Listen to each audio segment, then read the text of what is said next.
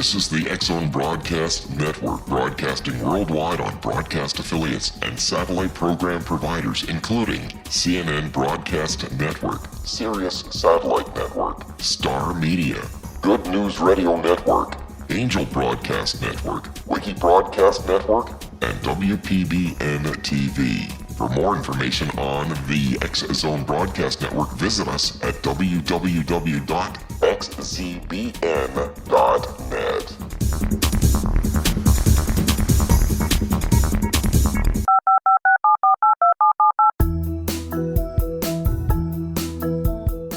Did you know that when you're on the road with limited data or Wi-Fi, you can still listen to the X-Zone Radio Show with Rob McConnell, The Science of Magic with Gwilda Wiyaka, X-1, Dimension X, Space Patrol, and every minute of the X-Zone Broadcast Network by calling 213-401-0080, courtesy of Audio Now. No smartphone, app, or internet needed. It saves your data plan and it's free if you have unlimited minutes. Call 213-401-0080 to listen on any phone, anytime, anywhere. Remember 213-401-0080 for the best of the paranormal, parapsychology, and sci-fi radio programming anywhere, 24/7, 365. Welcome back to the X-Zone, everyone. My name is Rob McConnell. We're coming to you live and around the world from our studio in Hamilton, Ontario, Canada. If you'd like to give us a call, 1-877-528-8255. That is to the broadcast center of the Talkstar Radio Network in Titusville, Florida. If you'd like to give us a call here at the X-Zone Studios in Hamilton, Ontario, Canada, Monday through Friday from 10 a.m. Eastern until 5 p.m. Eastern, our toll-free number is 1-800-610-7035. My email address, xzone@talkstarradio.com, on MSN Messenger, talkstarradio@hotmail.com. Our websites, www.xzoneradio.com and xzonetv.com. As you know, X-Zone Nation, we've been talking quite a bit lately about December 21st, 2012, and there's a new movie that is coming out about that date. And joining me this hour is E.P. Grondine, Ed Grondine, and I are going to be discussing not only the 2012 movie, we're going to be talking about what's new at NASA, Comet Impact, and we're also going to be talking about Atlantis. That's this hour here in the X-Zone, and joining me now is Ed Grondine. Ed, thanks very much for joining us tonight, and tell me, what's your first impression of the new 2012 movie that's coming out on November 13th? Well, it's going to be a great movie because they got great special effects. The problem is that shifts of the Earth's crust do not happen. A little minor problem with that. Just like the crust didn't shift in the year 2000. We looked at the physics of this in regards to the largest comet and asteroid impacts, and what they found was that the force required for a crustal shift of the Earth would be sufficient to fracture the Earth into asteroids. Wow. So if this was to happen where the crust is shifting, we would be in one heck of a mess. There wouldn't be any. The crust can't shift. If there's sufficient force to shift the crust, then the planet fractures. So I guess what we're saying is that sensationalism is the key word in this new 2012 movie. Exactly. But actually, they're tapping into a long stream of occult lore. Oh. It's quite fascinating how this actually came about. I'll go into the background on this. What happened was that we lost our comet impact. Our European comet impact lore was lost. The Roman government suppressed the Etruscan memories of this, and the Roman Catholic Church was promoting a Pythagorean worldview, so they suppressed the works of the Greek astronomers. Also, the religions of the Druids and other religions who held the impact memories was suppressed as well. Europe wasn't hit except for at Bazaz, which occurred in 580 A.D., and it was Pelagian heretics who were hit. Where the stuff started off at was with a German classical scholar named Johann Radloff, and he wrote a pamphlet. He was trying to find an explanation for asteroids and comets, and he thought that the parent body of the asteroids had fractured at the time of Noah's flood, and it caused a pole shift. And he's published a book on this in about 1823. This was picked up on by Samson Arnold McKay, who was working with the Order of Luxor with Madame Blavatsky as a theosophist. Oh, yeah, right, yes. Pardon? I remember her very well, and there's been a lot talked about. Exactly. And she hung around with the Augustus and Alice Laplangian, who were looking for a reason for the end of Atlantis. And the pole shifts were crustal shifts were an acceptable theory at that time. All right, Ed, stand by. You and I have to take a 2-minute commercial break. This is going to be one very interesting hour. Exonation, Ed Grondine is my special guest, and his website is manandimpactsintheamericas.blogspot.com. That's manandimpactsintheamericas.blogspot.com. Ed Grondine and I will be back on the other side of this 2-minute commercial break as we continue our investigation into the year 2012 here on the Talkstar Radio Network in the X Zone with yours truly, Rob McConnell. We'll be back in 2 minutes. Don't go away.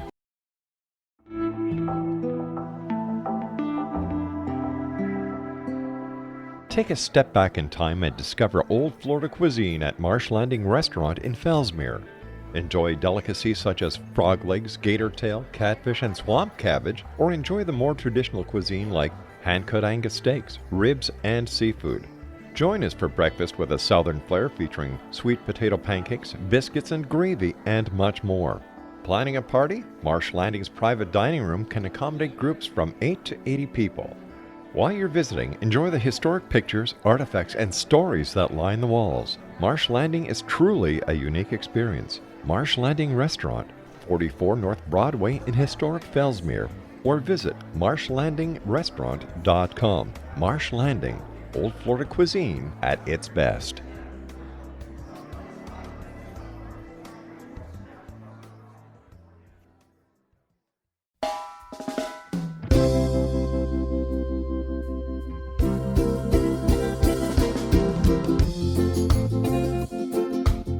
This is Johanna Carroll, host of Dialogue with Divinity on the X Zone Broadcast Network. While walking along Kaanapali Beach in Maui this past year, I kept discovering all these shells and coral in the shape of hearts. My dialogue with Divinity was very simple. Do you want me to do a retreat to heal people's hearts in Maui next year? And of course, the answer was yes. As a master spiritual teacher, I am offering you a neat retreat called Rise, May 8th through the 12th, 2017, and the chance of a lifetime to rest at a 5-star resort for 5 days and experience a spiritual renewal of your heart and soul. Kaanapali is one of the top 5 beaches in the world. This stunning resort has undergone a $40 million renovation. I walked the entire property, checked out the room choices on your behalf, and I must say it is stunning. Our conference room faces the ocean with sliding glass doors. Maui is known as Mother Maui because it is a soft, gentle, healing energy. In the embrace of Mother Maui, you will feel yourself rising from the limitations of an ordinary life to an extraordinary journey of peace, bliss, and harmony. A greater sense of clarity. Our Rise retreat ignites renewal in the sacred elements of air, water, earth, fire, and wind. There's plenty of free time to enjoy all that Maui has to offer. A small deposit is required now to reserve your space, as this retreat, it will sell out. For more details, please go to johannacarroll.com and register today. Aloha, and I'll see you in mystical Maui.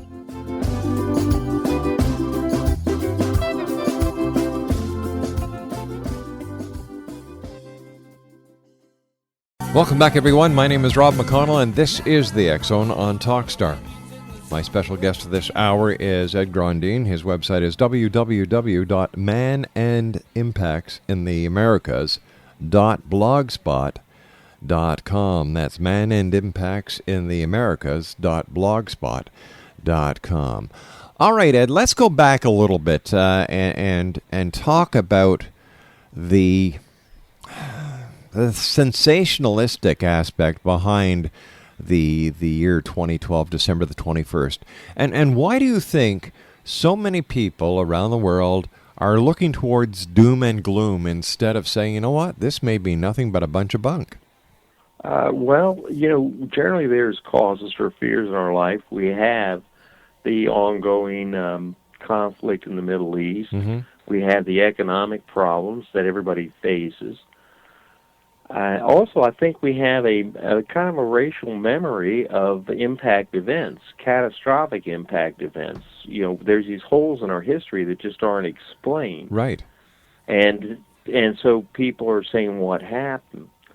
And that fear is there, and then people offer explanations.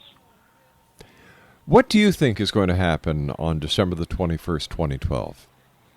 Absolutely nothing. The people that are doing this will have big parties and go to the bank. That's about it.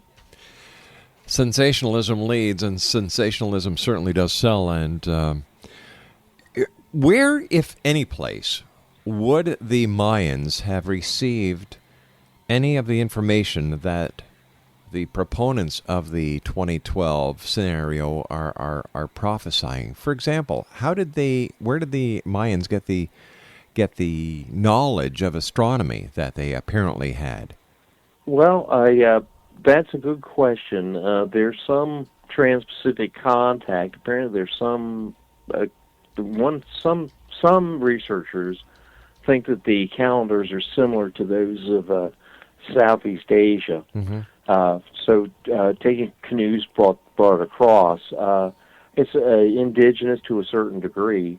But I got to say, the Mayan themselves in this movie, one of the things is that it starts off with Mayan people killing themselves, and today's Maya, think this is a joke, and they're deeply offended by the European exploitation of their culture. If you go to New Age frauds and plastic shamans, you can see some of the Mayan reaction to this stuff that's coming down. I'd like to pick it back up with what goes on with the industry here that we have. Blavatsky got together with Augustus Annales Laplangian in New York City, and at that point, religions with a belief in reincarnation were tied into the idea of a crustal shift. So that religious belief is exploited. There's many people that believe in reincarnation, and they offer them some bad science along with that. It specifically went from New York and Augustus Annales Laplangian, the Theosophists, Blavatsky's groups, the Rosicrucians, James Churchward, and then there was a group out at Mount Shasta, which was Lillian Bentz, her follower, Bayer T. Spalding, then Howard John Zicko, Robert D. Stell, and that was stolen by a cult leader named Richard Kieninger, and his business partner, David Hatcher Childress, with Adventures Unlimited Press, then continued that on out. There is actually an entire mailing list ring that goes out from Adventures Unlimited Press, going to Ancient American Magazine, to Nexus, Atlantis Rising, and so this is generally promoted through this mailing list operation. So basically, we're looking at expert marketing? Very much so. Very much so. Essentially, a Theosophist belief systems marketed through a computerized mailing list operation. All right. So the movie 2012, I believe that it's going to make good bucks at the box office. The new movie that is out, Paranormal Activity, is number 2. On its first day, it cleared $16 million.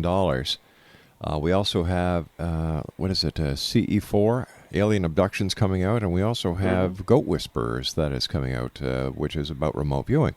Why do you think, Ed, why do you think that so many people in this day and age are looking to these movies for some enlightenment?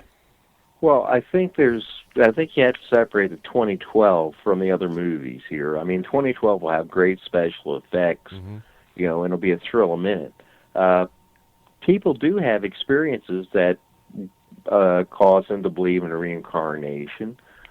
People have paranormal experiences. People have experiences of alien abduction. And these are certainly fascinating. I mean, it's certainly fascinating to contemplate if we are being visited by intelligent beings from another planet, for example. And actually, as to man's own psychic power, I mean, many people have had psychic experiences of one sort or another. And you try and find some kind of framework to put them within, and you also want to talk about them and share them. You're not crazy. You've actually had this experience, and they share, and other people are fascinated by it. So, what do you think the general reaction of the public is going to be come December the 1st, 2012? And now we're going to be looking at 2 years, 3 years worth of hype going into this date. What do you think they're going to do when they wake up December the 22nd, 2012, and the world isn't destroyed? It's going to be the same world, maybe with a new awareness and a new awakening, but still, it's not the end of the world. How do you think the public is going to react to the prophets and to those who have been selling them a bill of goods about the world coming to an end? Well, so far they've gotten away with it without, and never been called to account. The people that make people afraid and then sell them their fears. Then there's been nobody to call them down on it. And what the Mayan daykeepers did talk about was a return of the Mayan people to dignity. I'd like to mention also that we are going to have Comet Schwarzmann-Wachmann 3 coming through the inner solar system in 2011, and this is going to be used to make people afraid as well. It's going to be on the other side of the solar system on that pass. 2022, we have some problems. If we get hit by fragments like we've got hit before, we could have up to a 5-kiloton blast. There's several of them someplace on the surface of the Earth in the year 2022, and that's a real worry. It's not a made-up one. 2022, tell us more about that date. Well, Schwarzmann-Wachmann 3 is a short-period comet. It'll be coming through the inner solar system. Came through in 2006. It'll come through in 2011. It'll come through in 2017. But those passes have been pretty far away from us. 2022, we're going to be in the midst of a 6.8 million kilometer long debris chain. In a 30-meter dead chunk of comet, it will cause a 5-kiloton blast, and they have. If two of the chunks stick together, you're looking up to 15 megatons, something like we had at Tunguska. So it's quite worrisome right now. Earlier today, you and I were talking about the new NASA. We were talking about the 2012 movie, Comet Impact, and our conversation led us to Atlantis. Now, what is the connection between Atlantis and what we're seeing these days? Well, there was a impact mega-tsunami in the Atlantic Ocean sometime around 1000 BC, about 1050 BC. All that we have right now are radiocarbon dates. The Mayan dates are not well understood, not well read yet. So we don't have like an exact day from the Mayan hieroglyphic writings. They're still being read. We do have geological samples coming in from the Yucatan, U.S. Geological Survey Corps, the Beaumont site in North Carolina. Dallas Abbott's been doing work on the Hudson River. So we know there was an impact mega-tsunami that occurred about 1050, which was about the time of the Sea People's invasions of Europe. Now, the Greeks were working as mercenaries for the Egyptians to counter the invasion of the Sea Peoples. They had a common enemy. What happened was that Plato took Solon's tales and combined them. He he combined it with memories of the Minoans and also memories of the Holocene start impacts. That's why everything is 10,000 years ago. We know the invasions of the Sea Peoples are right around the period of 1050. We are BC, and we also know they came to an abrupt end. What probably brought them to an abrupt end was the Great Atlantic Impact Mega-Tsunami hitting in Europe as well as hitting in North America. We also, it's very interesting, I'd like to mention this, we see an end of the copper trade, the copper mining up on Lake Superior That's at right. about this. You and I have to take a commercial break, but a lot of people do not realize that the Egyptians and the central Mediterranean countries were actually trading with North America for copper way before Columbus was ever said to discover North America. Stand by, Ed. You and I will be right back on the other side of this commercial break with the news as the X Zone continues on the Talkstar Radio Network. If you'd like to give us a call, 1-877-528-8255 is toll-free. And you can always join us here at our X Zone studios from 10 a.m. till 5 p.m. Monday through Friday by calling 1-800-610-7035. Email xzone@talkstarradio.com, on MSN Messenger, talkstarradio@hotmail.com, and our websites, www.xzoneradio.com and xzonetv.com. My name is Rob McConnell. Ed Grondine is my special guest. Man and Impacts in the Americas.blogspot.com. And Ed and I will be back on the other side of this break with the news right here on Talkstar.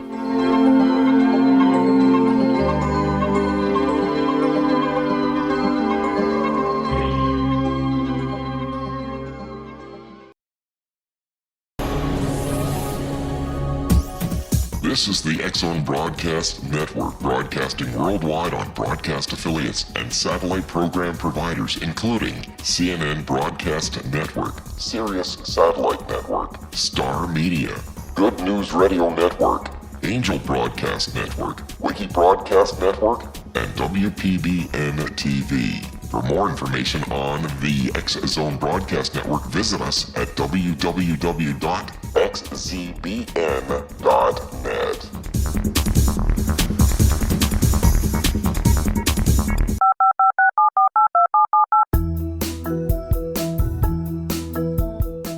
Did you know that when you're on the road with limited data or Wi-Fi, you can still listen to the X Zone Radio Show with Rob McConnell, The Science of Magic with Gwilda Wiyaka, X-1, Dimension X, Space Patrol, and every minute of the X Zone Broadcast Network by calling 213-401-0080, courtesy of Audio Now. No smartphone, app, or internet needed. It saves your data plan, and it's free if you have unlimited minutes. Call 213-401-0080 to listen on any phone, anytime, anywhere. Remember, 213-401-0080 for the best of the paranormal, parapsychology, and sci-fi radio programming anywhere, 24/7, 365. Welcome back to the X Zone, everyone. Ed Grondine's my very special guest. His website is manandimpactsintheamericas.blogspot.com. That's manandimpactsintheamericas.blogspot.com. And Ed, you and I were just starting to talk about trading, the copper trade, going back way before Christopher Columbus, before the Vikings, and even before the Irish monks. And why do you think, Ed, that in school today, kids are still being taught that Christopher Columbus discovered America? I don't know. I really couldn't come up with an explanation for it. I mean, the Native Americans are really explicit about European visitors in their oral histories, which are in my book. They set it out. We know that there is European contact because we have ex-DNA going back to 8,350 BC from Europe to the Americas. And, these people wouldn't have gone the other direction with something valuable like pure copper is very unlikely. And a matter of fact, the peoples remember them taking the copper. Their sites on the copper trade are all there. And again, set out in my book, there's some sites in the copper trade and their routes carrying it to the Atlantic, which I couldn't mention in my book because they aren't protected, and so I couldn't set them out. I'd like to mention that there's 2 sites on the Atlantic that I'd like to take a look at on the Atlantic Ocean, and it gets cold here in Illinois, so if Clive Cussler's listening, I think we could have a great time. Now, what happened to the copper trade? Why did it cease?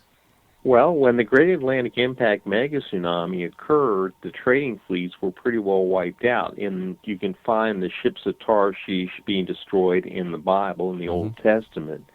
And then on this side, it's the same thing. I mean, you have 2 to 3 feet, depending upon where you're at, up to 20 feet in Central America of marine sediments. So these people are just washed off the face of the earth. There's nobody left. So all these records were put on hold, and why hasn't the educational community started teaching this instead of just neglecting it? Well, Native American traditions, and I'm speaking in the sense of oral histories here, not ceremonies, are just generally dismissed as nonsense. The Europeans came over, our European ancestors came over and took the land. So they just dismissed the Native American histories because they would tell them that we were here from forever, for 14,000 years or so, and they just threw out those histories entirely. They couldn't believe the people that they were conquering were the same people that built the mounds and that had advanced cultures. You mentioned the mounds. I know there's great serpent mounds in Ohio. There are serpent mounds at Serpent Mounds Provincial Park here in Ontario. What was the significance to these mounds? Well, actually, they're still trying to work it out. We know that Serpent Mound in Ohio was improved at the appearance of Cayley's Comet.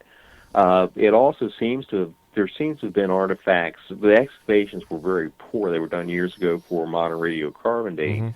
That it started off with Comet Encke about 1050 BC. So we have some artifact from that. At the time, Serpent Mound was actually on the uplift of the central uplift of an impact crater, and when the trees were down, it would have had a spectacular view of the sky from horizon to horizon, unobstructed. So it seems that the Native Americans and Native Canadians, as well as people like the Mayans and the Egyptians, spent a lot of time looking into the sky. Well, absolutely. I mean, these people were navigators as well. People forget that Native Americans had dugout canoes that were ocean-going. And, Egyptian sea trade is quite well known. I mean, their sails to India and to Africa are quite well known down from the east coast of Africa. And when you're at sea at night, you use celestial navigation. These folks had advanced astronomy that they used. Man's first boats are about 60,000 BC. So you have a fairly advanced astronomy in place from that point on. But where did the first knowledge of astronomy come from? Like today we need telescopes in order to study astronomy. Well, the ancients, they didn't have telescopes, did they? It was naked eye astronomy that they did. They had naked eye astronomy, and they usually passed on the information via what we call myths, but they were actually instructional tales relating to different constellations. 1-877-528-8255 is toll free. Our special guest is Ed Grondine. His website, Man and Impacts in the Americas.blogspot.com. We started talking about the 2012 movie that's coming out on November the 13th. We've talked about Comet Impact. We've talked about Atlantis. We've talked about the copper trade. let's bring ourselves back up to the year 2009. With all the changes in government, with all the funding revisions, how is this affecting NASA and our future space exploration? Well, it's actually going very well, despite what you might read. It's pretty clear from the Ares 1 test failure that the Ares 1 is not a very well-designed rocket. The administrator Bolden, NASA Administrator Bolden, has ordered a 2-month study for looking at the direct launcher, which is pretty good. It's going to save a lot of jobs, be a lot cheaper than the Ares 1 and the Ares Spot, but we're talking anywhere from $10 billion to $50 billion cheaper, and it's all doable right now.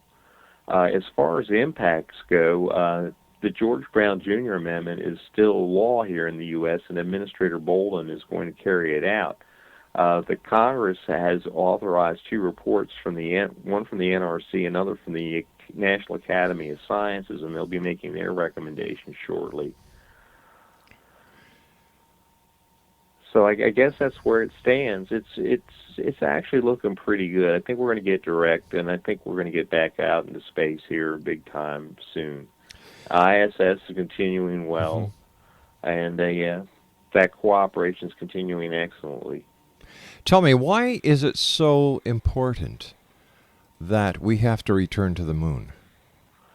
I think, well, probably CAPS is probably the real reason, the Common Asteroid Protection System. You can build some large telescopes and radar on the moon that will give you excellent warning of any impact or heading in the Earth's direction. And given the earlier cost of these things and the amount of human destruction that these impacts have caused, that's probably a very prudent investment. If you look at China, their national symbol is a dragon. Their historical memories go back to the common impacts that killed the mammoth. That's where the dragon first appears as the Chinese national symbol. Their first emperor was killed in an impact event. Their entire trading fleet was destroyed in an impact mega-tsunami, I think about 1431, is generally given the date for it, about that period in time. And that left them open to foreign conquest. So these things are very dangerous, and we'll need the technology to deal with the next one that does come in. If we have a chunk of Schwarzman Walkman 3 headed our way, we want to have something to get out there and get it taken care of before it gets in here. We don't want a 15 megaton blast going off someplace on the surface of the Earth. Not if we can help it, at least. You were asking me earlier about the ancient astronomy. Welcome to Virtual DJ Studio from Next Generation Software. I wanted to mention that they had one of the reasons for the development of astronomy, besides celestial navigation for 60,000, was that when the comet fragments hit in North America, the effects of this were felt globally. I mean, these fragments were watched coming in. So you had an emphasis in astronomy that you see developing around the world. Göbekli Tepe in Turkey, I think, is a perfect example of this. Are more and more people taking up an interest in astronomy as well as astronomical history in order to try and make sense of what's going to happen in the future, Ed? Well, what we're seeing in the meteorite market is a lot of folks are enjoying collecting meteorites, little bits and pieces of stuff from space. In the astronomy, we have automated telescopes that make it very easy to look at the planets and different star systems, and it's a lot of fun. You know, before it was a whole lot more difficult for the individual to do that. It's still very difficult, actually, to do naked eye astronomy. It's a knack people have. Some people have. Why did you decide to further your interest in astronomy with what's going on at NASA, Atlantis, and basically history? Well, what happened was I was writing on the Soviet and Chinese space programs, and just was doing op-ed pieces and picked up on the impact story at the time of the catastrophe movie, Meteorite, I think it was. And I stumbled into the work of the European scientists who were working through recent impact events, and I realized that NASA didn't quite understand what a severe problem this really was. This is also an incredibly useful tool for historical research. It just fills in so many holes. You know, we know what happened to the peoples living on the East Coast. We know what happened to the Olmec. They're hit by an impact mega-tsunami. You know, now we know what happened to the mammoth. They're killed off by impact, comet impact. You know, it's just solving a number of historical mysteries here. We know why they're spending so much money building structures like Stonehenge. Did we ever have we ever discovered what the true meaning or the true purpose of Stonehenge was? Well, the astronomical alignments of that are fairly well known. The building periods occur exactly when we've had impacts from Comet Encke, where we had, in the last 5,000 years, you can time the building phases of Stonehenge with climate and impact effects from Comet Encke. What other locations around the world like Stonehenge are there? For example, I know that the Great Pyramid at Giza is astronomically... Baja? Very much aligned, yes. Yeah. What other locations are there, to your knowledge? Well, there's so many I can't... there's so many. I can't think, to pick up one is tough. I mean, let me mention Newark here in the United States because... 19 Sergeant Central. 19 Sergeant, check. Officers on the scene. Hi, I'm Larry Lawson, host of Paranormal Stakeout. With over 36 years in law enforcement, I have learned a few things. The most important is the proper gathering and preservation of evidence is vital to putting the bad guy behind bars. It's no different in the world of paranormal investigation. Whether it's the search for the afterlife, cryptozoology, UFOs, and extraterrestrials, how we gather the evidence, preserve that evidence, and present it to a jury of our peers will make the ultimate difference in proving the existence of worlds and entities that are beyond our imagination. Join me, Larry Lawson, every week on Paranormal Stakeout when, along with my guests, we'll take a journey to prove with indisputable evidence what man has struggled to believe for centuries. Go to xzbn.net for the broadcast schedule and check me out at paranormalstakeout.com.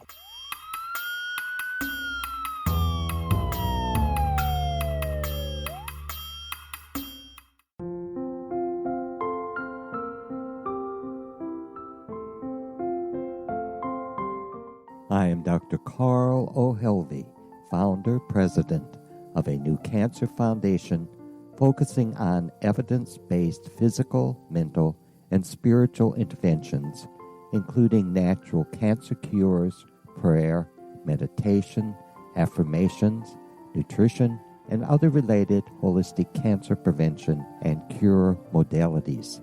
These are used in cancer education, research, and financing care. I ask for your help to continue this important work by donating at www.holisticcancerfoundation.com.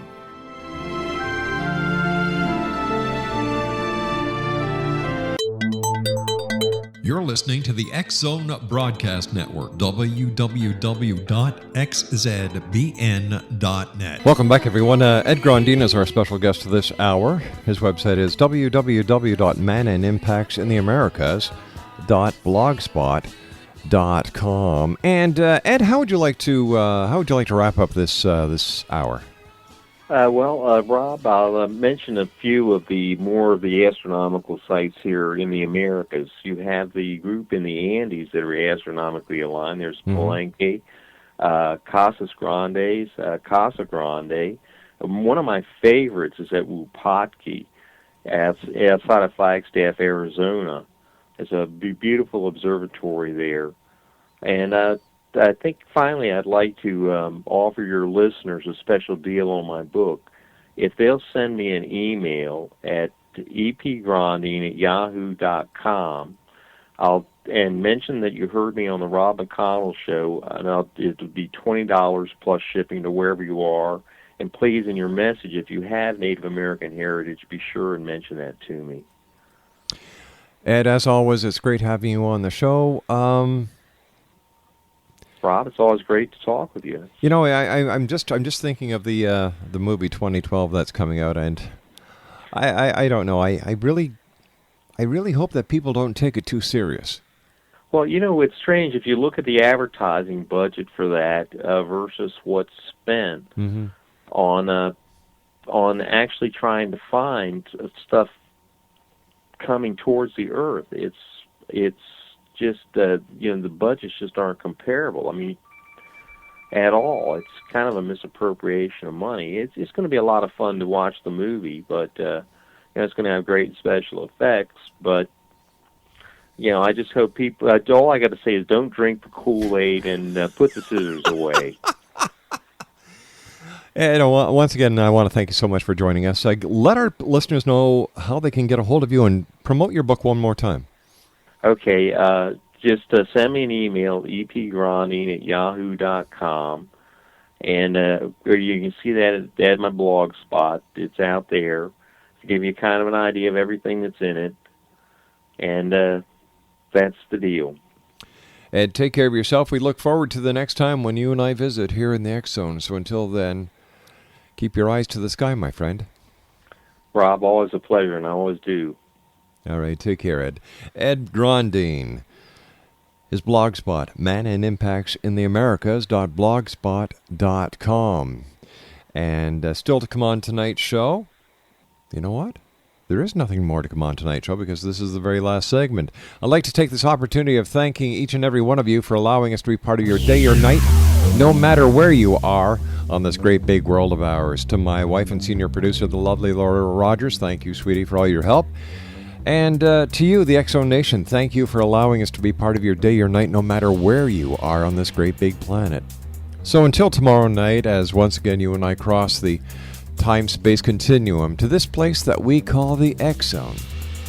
Always, X Zone Nation, take care of each other. And if you've got a child at home, give them a hug, give them a kiss. Let them know they are loved, because the children of today are truly the leaders of tomorrow. And once again, next time you go outside, always keep your eyes to the sky and your heart to the light. Good night now.